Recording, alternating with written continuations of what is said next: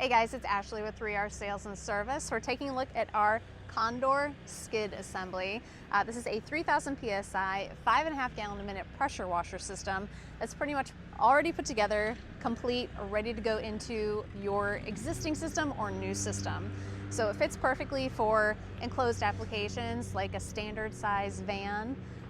It'll work in a high top or mid top van as well, box trucks, flatbed assemblies, trailers, or just in the rear of a truck bed. It is only 40 inches wide, so even if you have a more narrow truck bed, like on the Rangers or Colorados, this one fits in there as well. It's 40 inches wide, it's also 48 inches deep, so it's not too large of a skid to fit in more compact situations. We have two of our Titan hand crank hose reels. Sorry, I've been doing a few videos today. Hand crank hose reels, they're 12-inch reels.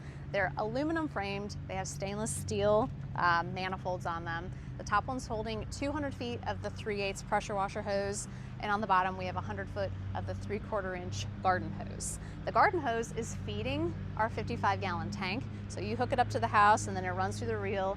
It goes into your water tank. It's filtered before it goes into the tank. And then on the inside of the tank, there's a float valve that stops the water flow once it reaches the top. And then as you turn on the pressure washer and start to use it, it'll continue to fill. So it always kind of gives you a water reservoir there. The pressure washer itself is hooked up to a cool bypass system. So when you're using the water and you let off the trigger while the engine is still running, it actually recirculates the water from the tank through your pump head, keeping the pump nice and cool and protected. It just keeps it from overheating, essentially. The pressure washer itself has a Honda GX 390 engine.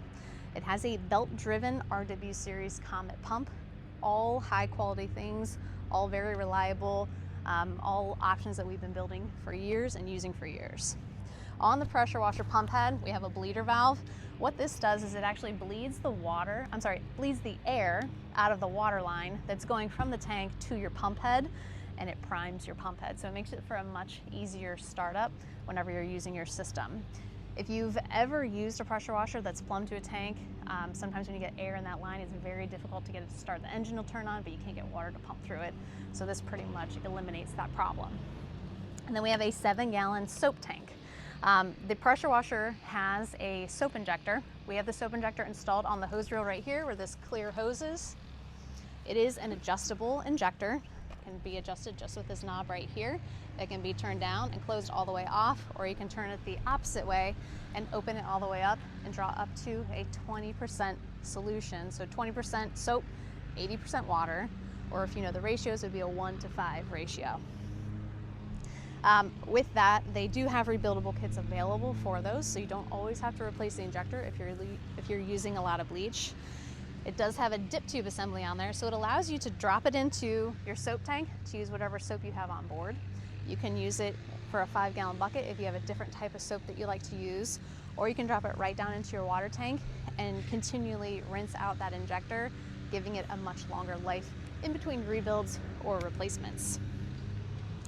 Other than that, we do have additional filters. We got one more filter that goes from the tank to the pressure washer. We've also got a tank drain on your 55-gallon tank, so you don't always have to haul water, or you have a way to rinse off your hands or whatnot quickly while you're on the job site. If you have any additional questions on this, feel free to take a look at our website. It's 3rpressurewashers.com. And if you have any questions beyond that, feel free to give us a call. Thanks.